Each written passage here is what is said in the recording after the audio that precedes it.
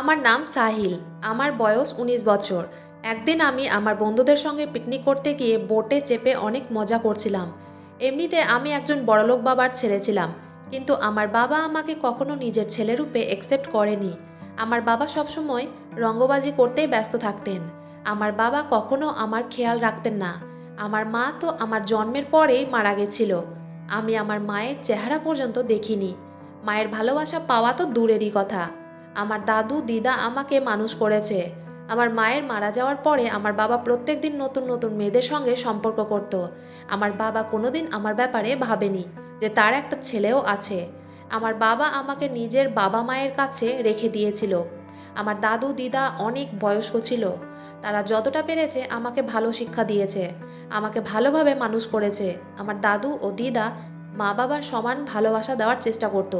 আমি যখন একটু বড় হলাম তখন আমাকে পড়াশোনার জন্য বাইরে বোর্ডিং স্কুলে পাঠিয়ে দিয়েছিল, যেহেতু আমার দাদু ও দিদা অনেক বয়স্ক ছিল। এভাবে দিন কেটে যায় আমার, কিন্তু আমি বাবা মায়ের কোনোদিন ভালোবাসা পাইনি। আমি তখন ক্লাস 12-এ ছিলাম, আর কয়েক মাস পরেই আমার ক্লাস 12 কমপ্লিট হতো। সেই সময় আমাদের স্কুল থেকে অনেক ছাত্র পিকনিকে যায়, আমিও তাদের সঙ্গে যাই। আমরা বোটে ছিলাম এবং খুব মজা করছিলাম। ঠিক সেই সময় আমার বন্ধুর সঙ্গে একটা অন্য ছেলের ঝামেলা হয় এবং তাদের দুজনের মধ্যে মারামারি লেগে যায়। আমি আমার বন্ধুকে বাঁচানোর জন্য অনেক চেষ্টা করি। সেই ছেলেটা আমার বন্ধুকে অনেক মারে। আমি সেই ছেলেটাকে ধরতে যাই, ঠিক সেই সময় বদমাস ছেলেটি আমাকে ধাক্কা দিয়ে দেয়। আমি জলে পড়ে যাই। জলে পড়ার পরে আমি অনেক বেশি ভয় পেয়ে গেছিলাম, কারণ আমি সাঁতার জানতাম না। আমি জলের গভীরেই চলে যাচ্ছিলাম। আমি অনেক চেষ্টা করছিলাম নিজেকে বাঁচানোর। তখন আমার মনে হচ্ছিল এবার আর আমি বাঁচতে পারবো না। আমি এটাও জানতাম না এই গভীর সমুদ্রে আমাকে কেউ বাঁচাতেও বা আসবে। তারপরে যখন আমি চোখ খুললাম দেখলাম আমি একটা ঘরের মধ্যে শুয়ে আছি। অনেক সুন্দর বিশাল বড় একটা বাড়ি। বাড়িটা এতটাই সুন্দর ছিল যে আমার তখন নিজের খেয়াল ছিল না। আমি বাড়িটাই ভালো করে দেখছিলাম। সেই ঘরে একটা লোক আমার সামনে বসেছিল। সেই মানুষটার বয়স আমার ধারণা অনুযায়ী 40 থেকে 45 বছর বয়স হবে। আমি যখন চোখ খুললাম তখন মানুষটি আমার কাছে এসে জিজ্ঞেস করলো, তুমি ভালো আছো? আমি তখন মাথা নাড়িয়ে উত্তর দিলাম, হ্যাঁ। কিন্তু আপনি কে? আমি এখন কোথায় আছি? এটা কার বাড়ি? মানুষটি তখন বলল, এত বেশি হেডেক নিতে হবে না, তোমাকে সব বলবো। তুমি এখন কোথায় আছো? আমি কে? আমার নাম অমিত। আমি এই বাড়ির মালিক। আমি তোমাকে এই বাড়িতে নিয়ে এসেছি। আমাকে মাছ ধরতে খুব ভালো লাগে। আমি ফিশিং করতে কখনো সমুদ্রের ধারে বা কখনো নদীর ধারে যাই। সেদিন আমি সমুদ্রের ধারে বসে ফিশিং করছিলাম। এটা ঠিক 3 দিন আগেকার ঘটনা। তখনই জলের মধ্যে একটা উথাল পাথাল হয়। আমি বুঝতে পেরেছিলাম জলের মধ্যে কিছু একটা আছে। তারপর আমি যখন জলের মধ্যে তোমাকে দেখলাম তখন অবাক হয়েছিলাম এবং ভয় পেয়েছিলাম। তারপর আমি জল থেকে তোমাকে বের করে নিয়ে আসি নিজের বাড়িতে। তোমার অবস্থা খুবই খারাপ ছিল, তুমি অজ্ঞান হয়ে পড়েছিলে। তারপর নিজের গাড়িতে করে তোমাকে বাড়ি নিয়ে আসি আর তোমার জ্ঞান ফেরার অপেক্ষা করতে থাকি, এটা জানার জন্য যে তুমি কে, তোমার বাড়ি কোথায়। আজ 3 দিন পরে তোমার জ্ঞান ফিরেছে। লোকটির কথা শুনে মনে পড়ল বন্ধুকে বাঁচাতে গিয়ে আমি জলে পড়ে গেছিলাম। তারপর লোকটি সত্যি কথা আমাকে জিজ্ঞেস করে। আমি তাকে সত্যি কথা বলে দিই যে আমি কিভাবে জলে পড়ে যাই। আমার কথা শোনার পরে উনি আমাকে জিজ্ঞেস করেন আমার বাবা মায়ের ব্যাপারে, আমার বাড়ি কোথায়, যাতে এখান থেকে মা বাবা আমাকে নিয়ে যেতে পারে। ওনার কথা শুনে আমার অনেক দুঃখ হয়, কারণ আমার মা মারা গেছিল। আমার বাবা থাকতেও বাবা ছিল না। তাই বেশি ভাবনা চিন্তা না করে লোকটাকে আমি বলে দিই আমি অনাথ। আমার কথা শুনে লোকটি কেঁদে ফেলে। লোকটার কান্না দেখে মনে হয় উনি যেন আমার মনের কষ্টটা বুঝতে পেরেছেন। তারপর লোকটি আমাকে বলে, আমি যদি তোমাকে এই বাড়িতেই থাকতে বলি তাহলে তুমি কি থাকবে? লোকটির কথা শুনে আমি অনেক অবাক হয়ে গেছিলাম। তারপর বলি, আমি আপনার বাড়িতে কি করে থাকবো? লোকটাকে দেখে মনে হয়েছিল অনেক ভালো মনের মানুষ। লোকটি বলল, আমার 5 বছর আগেই বিয়ে হয়েছে, কিন্তু আমার কোনো সন্তান নেই। আমার এত টাকা সম্পত্তি কোনো কাজের না, কারণ আমার কোনো সন্তান নেই। আমি চাই আমার একটা সন্তান হোক যে আমার এই সম্পত্তির মালিক হবে, কিন্তু ভগবান আমাকে কোনো সন্তান দেয়নি। আমার সঙ্গে কথা লোকটি চাকরকে ডাকে এবং আমার জন্য স্যুপ আনতে বলে। চাকরটি আমার জন্য স্যুপ নিয়ে আসে। তারপর লোকটি আমাকে বলে, এখন তুমি আরাম করো, বাকি কথা পরে হবে। সেদিন শরীরটা ঠিক লাগছিল না। সারাদিন ঘরের মধ্যে থেকে আমি বোর হয়ে গেছিলাম, তাই দরজা খুলে বাইরে গেলাম। দেখলাম বিশাল বড় বাড়ি, বাড়িতে বেশ কয়েকটি চাকর, আর সামনেই একটি সুন্দর 22 বছরের মেয়ে দাঁড়িয়েছিল, যাকে দেখে আমি ধারণা করতে পারছিলাম না যে সে এই বাড়ির কে হতে পারে। প্রথমেই আমি ভেবেছিলাম সে হয়তো ওই লোকটির বোন। বাড়িটা আমি ঘুরে ঘুরে এদিক সেদিক তাকাচ্ছিলাম, ঠিক সেই সময় লোকটি এসে আমাকে জিজ্ঞেস করে, সব ঠিক আছে তো, কোনো অসুবিধা নেই তো? আমি বললাম, না আঙ্কেল, কোনো অসুবিধা নেই, সব ঠিক আছে। তারপর লোকটি আমাকে বলল, এটা বাংলাদেশ, তুমি বর্তমানে বাংলাদেশে আছো, চলো আমার বাড়ি তোমাকে ঘুরিয়ে দেখায়। তারপর আমি আঙ্কেলকে জিজ্ঞেস করি, ওই মেয়েটি কে? আঙ্কেল আমাকে বলে, ওটা আমার ওয়াইফ। আমি শুনে অনেক অবাক হয়েছিলাম, কারণ একটা 45 বছরের লোকের এত কম বয়সী বউ কী করে হতে পারে। লোকটি বলল, আমি কোনোদিন বিয়ে করতে চাইনি, আমার মাথায় টাকা ইনকাম করার ভূত ছিল, আমি সবসময় নিজের ব্যবসা নিয়েই ভাবতাম। আজ অনেক কষ্ট করে এই জায়গায় আমি এসেছি, এত বড় ব্যবসার মালিক হতে পেরেছি। আমার কোনো ভাই বোন নেই, আমার বাবা মায়ের মারা যাওয়ার পর আমি একদম একা হয়ে যাই। এত বড় বাড়িতে আমাকে অনেক একা মনে হয়। আমার বন্ধুরা বলতো, বিয়ে করে নে, তাহলে সব ঠিক হয়ে যাবে, ছেলেপুলে হবে, সংসার হবে, তাহলে তোর একাকিত্ব দূর হবে। তারপর ভাবলাম বন্ধুরা ঠিকই বলছে, কিন্তু এই বয়সে কোথায় মেয়ে খুঁজতে যাব? তারপর তোমার সোহিনী আন্টি আমাদের বাড়িতে আসে কাজ করার জন্য, কিন্তু সে এতটাই সুন্দর দেখতে যে আমি তাকে বিয়ের প্রস্তাব দিই। তার বাড়ির লোক রাজি হয়, কারণ তারা খুব গরিব ছিল। বলে না, টাকার এতই দম আছে যে টাকা দিয়ে সব কিছু করা যায়। আমি ভেবেছিলাম বিয়ের পরে আমার সন্তান হবে, কিন্তু 5 বছর হয়ে গেছে আমার কোনো সন্তান হয়নি। কত ভালো হতো আমারও যদি একটা নিজের সন্তান হতো। আমি আঙ্কেলের কষ্টটা বুঝতে পারছিলাম। অমিত আঙ্কেল নিজেকে অনেক একা মনে করছিলেন, আর ভাবছিলাম আঙ্কেলের নিজের কোনো একটা সন্তান নেই, তাই কত কষ্ট পাচ্ছেন। আর আমার বাবার, আমি একমাত্র সন্তান, তাও আমার বাবা আমাকে ভালোবাসে না, আমার কোনো খোঁজ খবর রাখে না। পুরো বাড়ি ঘোরার পরে দুপুরে ভাত খাওয়ার জন্য আমরা নিচে ডাইনিং রুমে এলাম, টেবিলে একসঙ্গে খেতে বসলাম। খাবারে দেখলাম 2-3 রকমের মাছ সাজিয়ে রাখা আছে, আমিও মাছ দিয়ে ভাত খাচ্ছিলাম। সোহিনী আন্টি বলল, তোমার আঙ্কেল মাছ খেতে ভীষণ ভালোবাসেন, ওনার জন্য আমি নিজে হাতে 2-3 রকমের মাছ প্রত্যেকদিন রান্না করে দিই। সোহিনী আন্টি মাছ রান্না খুব ভালো ছিল। এভাবে প্রায় 6-7 দিন কেটে যায়। একদিন রাতের বেলা আমি আমার রুমে শুয়েছিলাম, হঠাৎ করে অনেক জোরে জোরে কান্নার আওয়াজ পাই। কান্নার আওয়াজ পেয়ে আমি ভয় পেয়ে যাই। রুমের দরজা খুলে এদিক ওদিক তাকিয়ে দেখি, তারপর বুঝতে পারি আওয়াজটা সোহিনী আন্টি ও আঙ্কেলের রুম থেকে আসছে। আমি আঙ্কেলের রুমের দিকে যাই এবং দরজা খুলে দেখি সোহিনী আন্টি কাঁদছেন। আর অমিত আঙ্কেলের অবস্থা দেখে আমার পা থেকে মাটিটাই যেন সরে যায়। দেখলাম আঙ্কেলের মুখ থেকে রক্ত বেরোচ্ছে এবং অনেক বমি করছে। আমি তাড়াতাড়ি আঙ্কেলকে গিয়ে ধরলাম এবং সোহিনী আন্টিকে বললাম, এগুলো কি? অমিত, আঙ্কেলের এত খারাপ অবস্থা কেন হলো? আপনি ডাক্তারকে ডাকেননি কেন? সোহিনী আন্টি কেঁদে কেঁদে আমার হাত ধরে বললেন, আমি অনেক বেশি ভয় পেয়ে গেছিলাম, নিজেই বুঝতে পারছিলাম না কি করব। তারপর আমি কোনো কিছু না ভেবে আঙ্কেলকে কোলে তুলে গাড়িতে বসিয়ে সঙ্গে ড্রাইভারকে নিয়ে যাই হসপিটাল। হসপিটাল নিয়ে যাওয়া মাত্রই আঙ্কেলকে আইসিইউতে নিয়ে নেয়। ভোরবেলা ডাক্তার এসে বলে, আঙ্কেল এখন সুস্থ আছেন। ডাক্তার রিপোর্টটা আমার হাতে দেয় এবং বলে, উনার হেপাটাইটিস অনেক আগে থেকেই ছিল এবং অসুখটা আরও বেশি বেড়ে গেছে। ডাক্তার এটাও বলে আঙ্কেলকে খুব সাবধানে থাকতে হবে এবং খুব হালকা খাবার খেতে হবে। তার পরের দিন আঙ্কেলকে হসপিটাল থেকে বাড়িতে নিয়ে যায়। বাড়িতে আসার পরে সোহিনী আন্টি আমাকে বলে, আজ তুমি না থাকলে তোমার আঙ্কেলের কী যে হতো আমি নিজেও জানি না, তোমাকে অনেক ধন্যবাদ। আঙ্কেল আমাকে নিজের কাছে ডাকেন এবং বুকে জড়িয়ে ধরেন আর বলেন, তুমি আমার ছেলে, আজ থেকে তুমি আমাকে আঙ্কেল নয় বাবা বলে ডাকবে। আমি তোমার বাবা আর তুমি আমার একমাত্র ছেলে। তুমি আজ আমার জন্য যা করেছো আমার নিজের ছেলে হলেও এতটা করতো না। ভগবান তোমাকে আমার কাছে ছেলে রূপে পাঠিয়েছে। এই বলে তিনি আমার কপালে চুমু দেন। আমিও এত ভালোবাসা কোনোদিন আমার নিজের বাবার কাছে পাইনি, তাই আমিও কেঁদে ফেলি এবং উনাকে বাবা বলেই ডাকি। যে লোকটি আমাকে ছেলে বলে আপন করেছিলেন, উনার নাম অমিত। বাবাকে যেহেতু ডাক্তারে বেড রেস্ট করতে বলেছিল, বাবা অনেক বেশি দুর্বল হয়ে পড়েছিল, তাই আমি বাবাকে বলি, আজ থেকে তোমাকে অফিসে যেতে হবে না, তুমি বেড রেস্ট করবে। বাবা তখন আমাকে বলে, আমি বেড রেস্ট করলে আমার অফিসের 12টা বেজে যাবে, আমি না থাকলে আমার কোম্পানি ডাউন খাবে, সব কিছু নষ্ট হয়ে যাবে। আমি তখন বাবাকে বলি, তোমার যা কাজ আছে আমি করব আজ থেকে, তোমাকে আমি কষ্ট করতে দিব না। বাবা তখন হেসে বলে, বাহ, খুব ভালো কথা তো, তাহলে তুমি কাল থেকে অফিস জয়েন করবে, আমি তোমাকে সমস্ত কিছু বুঝিয়ে দেব, তোমার সঙ্গে আমার পিএ থাকবে। পরের দিন সকালবেলা ব্রেকফাস্ট করার পরে বাবার সঙ্গে দেখা করে আমি বেরিয়ে পড়লাম অফিসের কাজে। জানি না কেন বাবার প্রতি আমার একটা আলাদা টান হয়েছিল। ওনার চোখের দিকে তাকালে আমার মনে একটা আলাদা মায়া আসতো এবং আমার মনে হতো যে ওনাকে আমি এক বিন্দুও কষ্ট পেতে দিব না।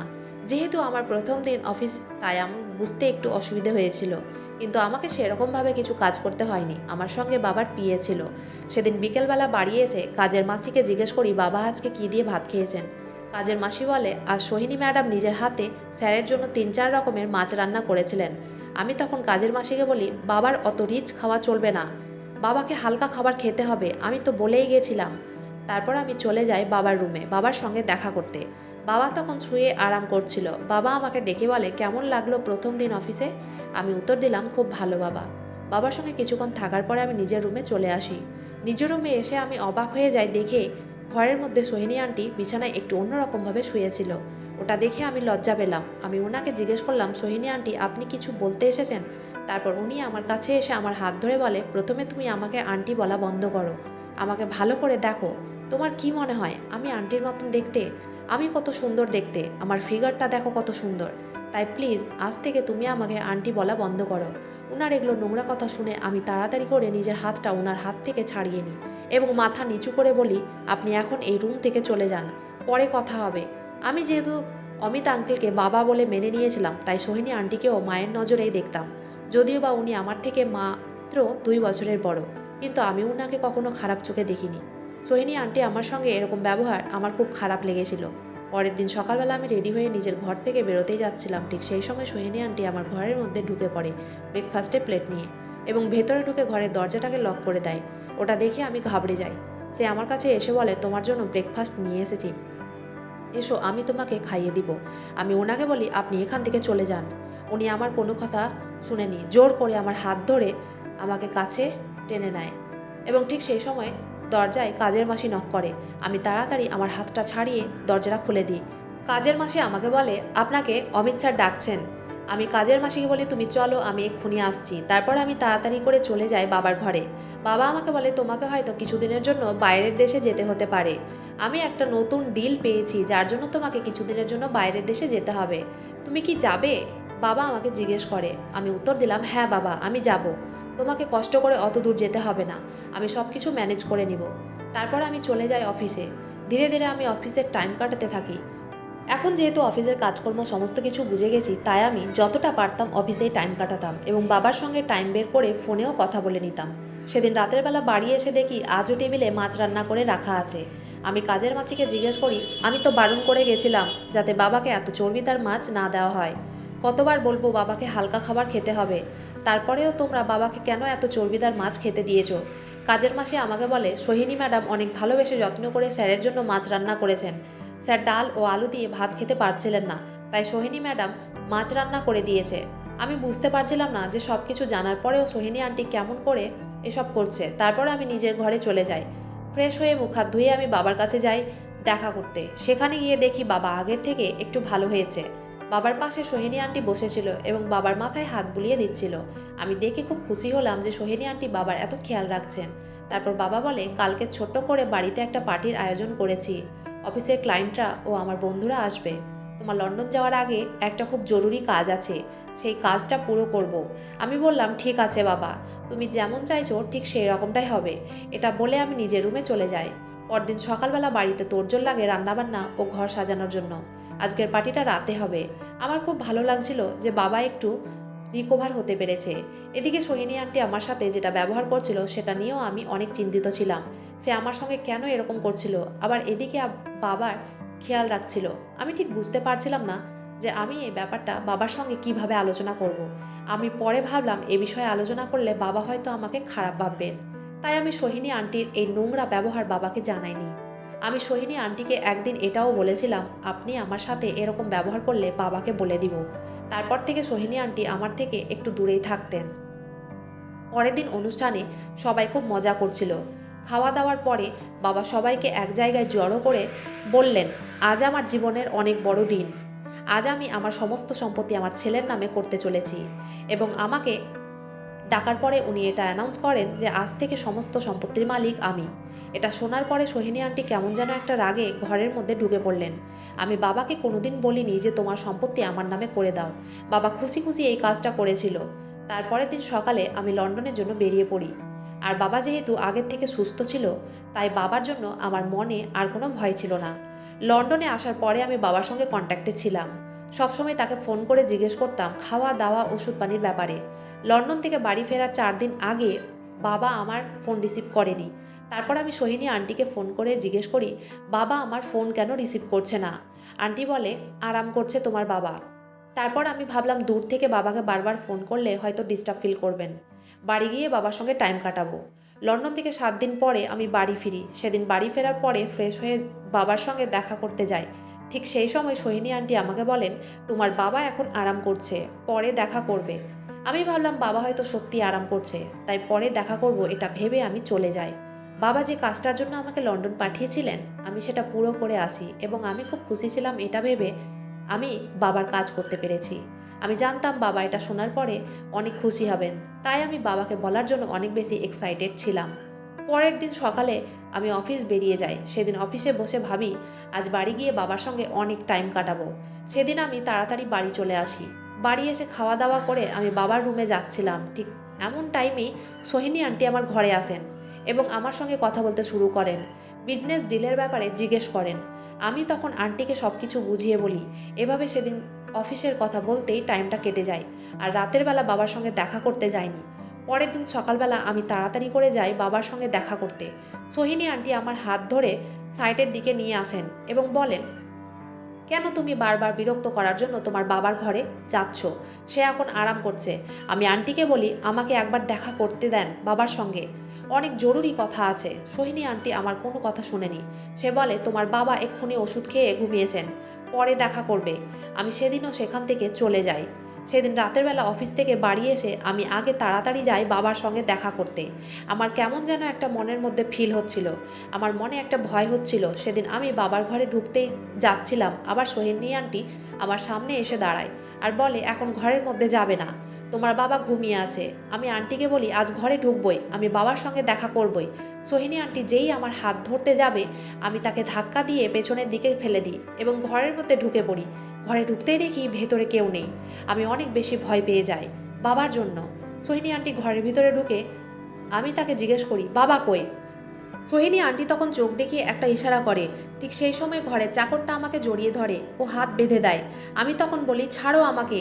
বাবা কোথায় এটা বলো, কি করেছো তুমি বাবার সাথে? সোহিনী আন্টি তখন একটা পেপার আমার সামনে নিয়ে আসে আর বলে, এটার মধ্যে তাড়াতাড়ি সাইন করো, না হলে তোমাকেও তোমার বাবার কাছে পাঠিয়ে দিব।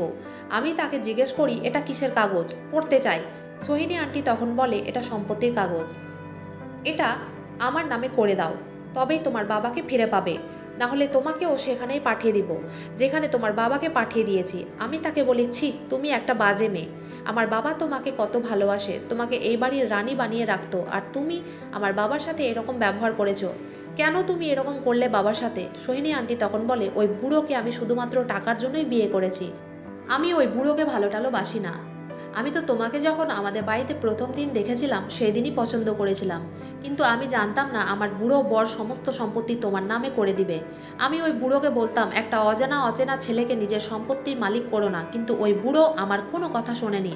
আমি চেয়েছিলাম ওই বুড়োর সব সম্পত্তি যাতে আমার নামে হয়ে যাক, কিন্তু আমার কোনো প্ল্যান সাকসেস হয়নি। আমি ভেবেছিলাম আমার সুন্দর চেহারায় তোমাকে নিজের দিকে আকর্ষণ করব, কিন্তু তুমিও আমাকে কোনোদিন পাত্তা দাওনি, তাই আমি এই প্ল্যানটা করেছি। তোমার বাবাকে প্রত্যেকদিন একটু একটু করে মাছের তরকারির মধ্যে ঘুমের ওষুধ মিশিয়ে দিতাম যাতে সে তিলে তিলে মরে যায়।